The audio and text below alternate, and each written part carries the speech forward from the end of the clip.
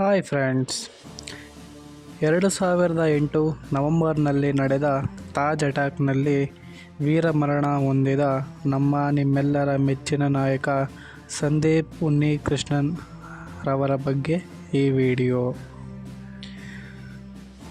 Major Sandeep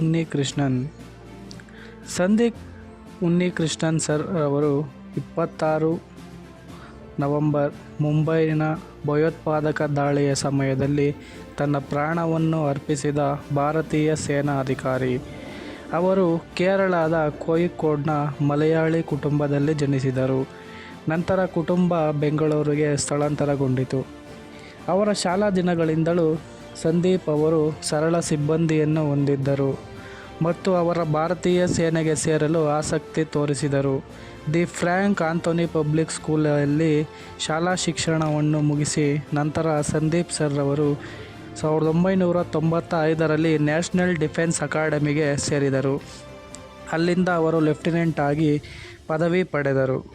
ನಂತರ ಅವರು 12 June 1999ರಂದು ಬಿಹಾರ ರೆಜಿಮೆಂಟ್ 7ನೇ ಬೆಟಾಲಿಯನ್ನಲ್ಲಿ ನಿಯೋಜಿಸಲ್ಪಟ್ಟರು.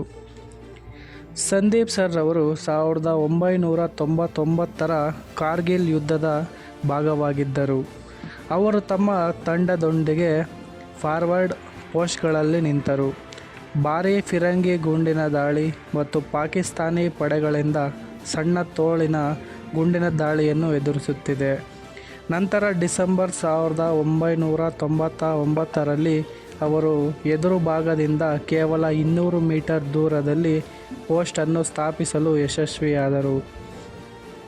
ಸಂದೀಪ್ ಸರ್ 12 ಜೂನ್ 2003ರಂದು ಕ್ಯಾಪ್ಟನ್ ಹುದ್ದೆಗೆ ಮತ್ತು 12 ಜೂನ್ 2005ರಂದು ಮೇಜರ್ ಆಗಿ ಬಡ್ತಿ ಪಡೆದರು.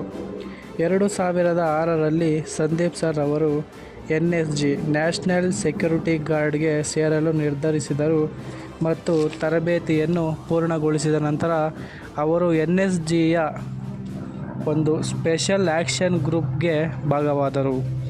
NSGಯಲ್ಲಿ 2 ಗುಂಪುಗಳಿವೆ. ಅದರಲ್ಲಿ ಒಂದು SAG ಸ್ಪೆಷಲ್ ಆ್ಯಕ್ಷನ್ ಗ್ರೂಪ್, ಇನ್ನೊಂದು SRG ಸ್ಪೆಷಲ್ ರೇಂಜರ್ಸ್ ಗ್ರೂಪ್. ತರಬೇತಿ ಅವಧಿಯಲ್ಲಿ ಸಂದೀಪ್ ಭಾರತೀಯ ಸೇನೆಯ ಕಠಿಣ ತರಬೇತಿ ಕೋರ್ಸ್ಗಳಲ್ಲಿ ಒಂದೊಂದು ಪರಿಗಣಿಸದ ಘಾಟಕ್ ಫೋರ್ಸ್ನಲ್ಲಿ ಅಗ್ರಸ್ಥಾನ ಪಡೆದರು.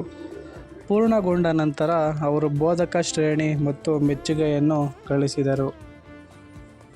27 ನವೆಂಬರ್ 2008ರಂದು ಮುಂಬೈನಲ್ಲಿ ಕರ್ತವ್ಯಕ್ಕೆ ವರದಿ ಮಾಡಲು ಸಂದೀಪ್ ಉನ್ನಿಕೃಷ್ಣನ್ ಸರ್ ಅವರನ್ನು ಕೇಳಲಾಯಿತು.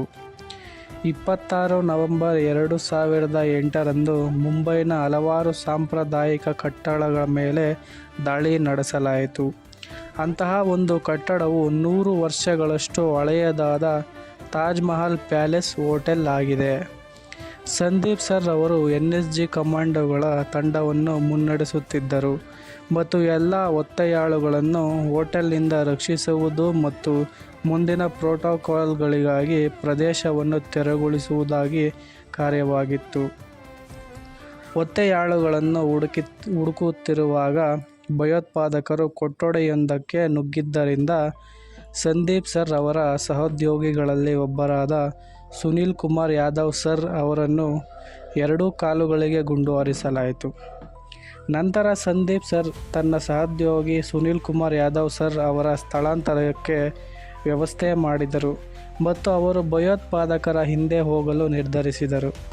ಭಯೋತ್ಪಾದಕರ ಜಾಡು ಹಿಡಿದ ಸಂದೀಪ್ ಸರ್ ಹೋಟೆಲ್ನ ಮತ್ತೊಂದು ಮಹಡಿಯನ್ನು ತಲುಪಿದಾಗ ಅಲ್ಲಿ ರಕ್ಷಣೆ ಇಲ್ಲದೆ ಸಿಕ್ಕಿಬಿದ್ದಿದ್ದು. ಆತನ ಬೆನ್ನಿಗೆ ಗುಂಡು ತಗುಲಿದೆ. ಅನೇಕ ಗಾಯಗಳು ಮತ್ತು ಗುಂಡಿನ ಗಾಯಗಳಿಂದ ಉಂಟಾದ ರಕ್ತದ ನಷ್ಟದಿಂದಾಗಿ ಅವರು ತಮ್ಮ ಪ್ರಾಣವನ್ನೇ ಕಳೆದುಕೊಂಡರು.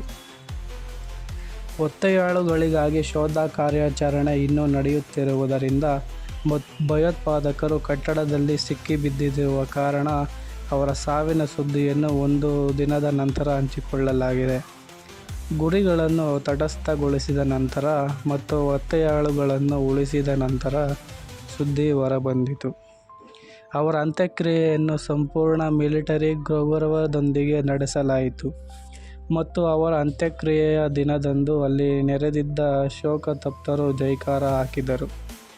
ಅವರ ಮರಣದ ನಂತರ ದೊಡ್ಡಬಳ್ಳಾಪುರ ರಸ್ತೆಯಲ್ಲಿ ಫೆಡರಲ್ ಮೊಘಲ್ ನಡುವಿನ 4.5 ಕಿಲೋಮೀಟರ್ ರಸ್ತೆ ಮತ್ತು ಎಂ.ಎಸ್. ಪಾಳ್ಯ ಜಂಕ್ಷನ್ ಅನ್ನು ಮೇಜರ್ ಸಂದೀಪ್ ಉನ್ನಿಕೃಷ್ಣನ್ ರಸ್ತೆ ಎಂದು ಮರುನಾಮಕರಣ ಮಾಡಲಾಯಿತು. ಮೊದಲು ಈ ರಸ್ತೆಯನ್ನು ಬೆಂಗಳೂರಿನ ಮದರ್ ಡೈರೀಸ್ ಡಬಲ್ ರೋಡ್ ಎಂದು ಕರೆಯಲಾಗುತ್ತಿತ್ತು. ಮೇಜರ್ ಸಂದೀಪ್ ಉನ್ನಿಕೃಷ್ಣನ್ ಅವರ ಪ್ರತಿಮೆಯನ್ನು ಬೆಂಗಳೂರಿನ ರಾಮಮೂರ್ತಿ ನಗರದ ಹೊರವರ್ತುಲ ರಸ್ತೆ ಜಂಕ್ಷನ್ನಲ್ಲಿ ಸ್ಥಾಪಿಸಲಾಯಿತು. ನಂತರ ಮುಂಬೈನ ಜೋಗೇಶ್ವರಿ ವಿಕ್ರೋಲಿ ರಸ್ತೆಯಲ್ಲಿರುವ ಇಂಡಿಯನ್ ಎಜುಕೇಷನ್ ಸೊಸೈಟಿಯ ಪ್ರವೇಶ ದ್ವಾರದಲ್ಲಿ ಅವರ ಪ್ರತಿಮೆಯನ್ನು ಸಹ ಕೆತ್ತಲಾಗಿದೆ. 26 ಜನವರಿ 2009ರಂದು ಸಂದೀಪ್ ಸರ್ ಅವರ ತಾಯಿ ಧನಲಕ್ಷ್ಮಿ ಉನ್ನಿಕೃಷ್ಣನ್ ಮೇಡಂ ಭಾರತದ ರಾಷ್ಟ್ರಪತಿ ಪ್ರತಿಭಾ ಪಾಟೀಲ್ ಅವರಿಂದ ಅಶೋಕ ಚಕ್ರವನ್ನು ಪಡೆದರು. ನಮ್ಮ ದೇಶಕ್ಕಾಗಿ ತನ್ನ ಪ್ರಾಣವನ್ನು ಲೆಕ್ಕಿಸದೆ ಹೋರಾಡಿದ ಮಹಾನ್ ವ್ಯಕ್ತಿಯಾದ ಸಂದೀಪ್ ಸರ್ ಉನ್ನಿಕೃಷ್ಣನ್ ಅವರಿಗೆ ನಿಮ್ಮೆಲ್ಲರ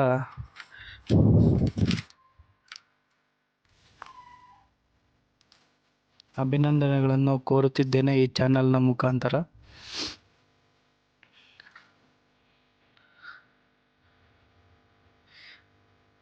ಭಾರತ ದೇಶದಲ್ಲಿ ಹುಟ್ಟಿ ಬೆಳೆದ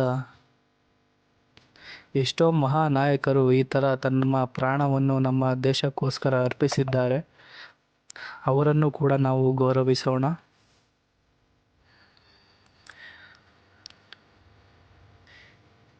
ಈಗಿನ ಕಾಲದಲ್ಲಿ ಯಾರೂ ಕೂಡ ಈ ಥರ ಸಾಹಸವನ್ನು ಮಾಡುವುದಿಲ್ಲ. ಯಾಕೆಂದರೆ ಈಗಿನ ಕಾಲದಲ್ಲಿ ಟೆಕ್ನಾಲಜಿ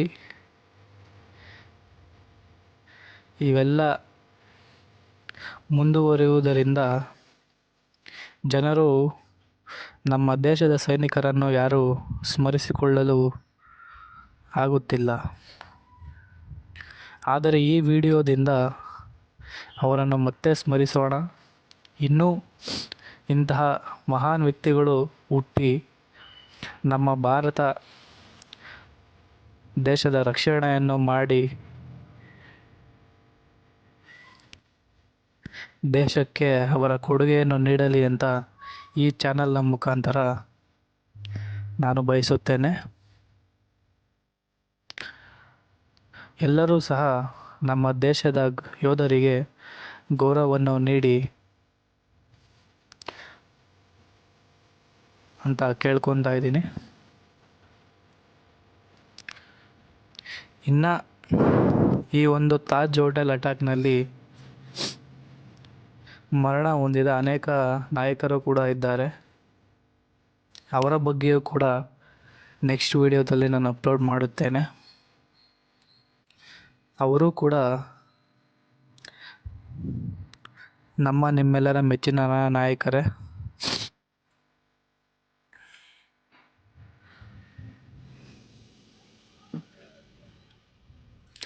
ಧನ್ಯವಾದಗಳು. ಜೈ ಹಿಂದ್.